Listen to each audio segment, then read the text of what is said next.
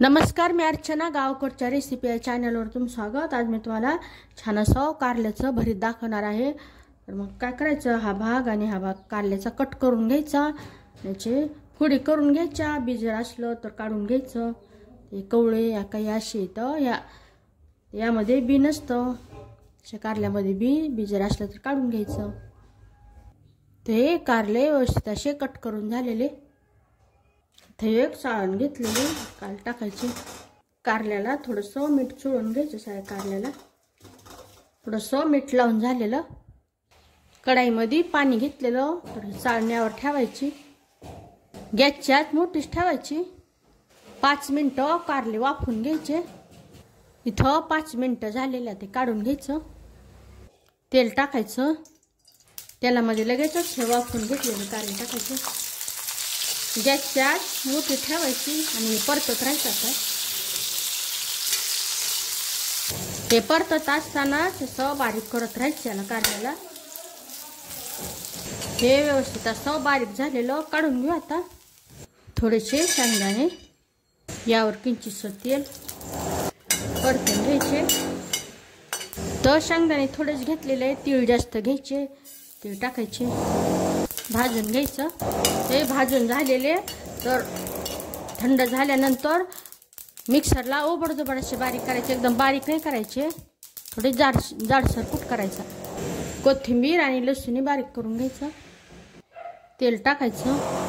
बारीक कट केलेला भरपूर असा कांदा. गॅसची आच मोठी ठेवून कांदा व्यवस्थित परतून घ्यायचा.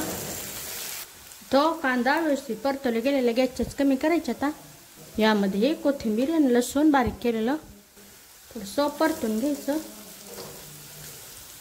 यामध्ये हळद, घरगुती मसाला, काळ तिखट परतून घ्यायचं. यामध्ये आता हे कारली, बारीक कट केलेले टोमॅटो व्यवस्थित असं परतून घ्यायचं. परतून घेताना असं बारीक करत राहायचं. यामध्ये चवीनुसार मीठ टाकायचं. मीठ टाकल्यामुळं टोमॅटो मऊ पडायला सुरुवात होते. हे व्यवस्थित असं बारीक झालेलं. यामध्ये आता हे हिरवे मटार व्यवस्थित असं मिक्स करून घ्यायचं. वाट्याने परतत असताना एक पद्धतीने बारीक करून घ्यायचं. आपण जसं वांग्याच्या भरताला करतो त्या पद्धतीने बारीक करून घ्यायचं. यामध्ये आता हे तीळ आणि शेंगदाणे बारीक करून घेतलेले आवडीनुसार टाकायचे. परत मिक्स करून घ्यायचं. गॅस बंद करायचा. यावर भरपूर अशी कोथिंबीर.